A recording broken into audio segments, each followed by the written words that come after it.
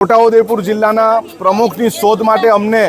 પ્રદેશ કોંગ્રેસ સમિતિ અને એઆઈસીસીમાંથી અસલમભાઈ શેખની નિમણૂક કરવામાં આવી છે અને અમે એમના નેતૃત્વમાં અહીં બોડેલી ખાતે મિટિંગ કરી છે અને અહીં પણ અમારા દરેક કાર્યકર્તાના સેન્સ લેવાના છે કે કયો નેતા કયો લડાયક કાર્યકર્તાને આપણે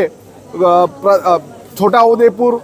જિલ્લાનો પ્રમુખ બનાવીએ અને એના પ્રમુખની નિમણૂક જે પહેલે પીસીસી પરથી થતી હતી એ હવે સ્થાનિકથી થશે અને અમે સ્થાનિકમાં સેન્સ લેવા માટે ખાસ અહીં ઉપસ્થિત છે। આજે પણ અમે 2 મિટિંગ કરવાના છે અને આવતીકાલે પણ એક મિટિંગ કરવાના છે અને બધાનો સેન્સ 1 થી 5 નામ અમે ઉપર પહોંચાડીશું। જે કોંગ્રેસમાંથી પીસીસીમાંથી અમદાવાદથી નામ આવતા હતા હવે એ નેતાના નામ સ્થાનિકમાંથી જશે, જેના કારણે સ્થાનિકમાં જે નેતા હશે, જે નેતૃત્વ કરતો હશે, જે આંદોલન કરતો હશે, જે લડાયક મિજાજનો હશે, આક્રમક હશે, એની સીધી નિમણૂક ઉપરથી થતી હતી તેના બદલે અહીંયા સ્થાનિક લેવલથી થશે। લડાયક નેતા તાલુકા પંચાયત જિલ્લા પંચાયતમાં બી લડી શકે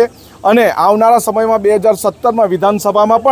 પણ છોટાઉદેપુરમાં 3 વિધાનસભાની સીટો આપણે જીતીશું। મિત્રો આવા જ વિડીયો અને શોર્ટ્સ જોવા માટે આજે જ અમારી ન્યૂઝ રૂમ યુટ્યુબ ચેનલને સબસ્ક્રાઇબ કરો।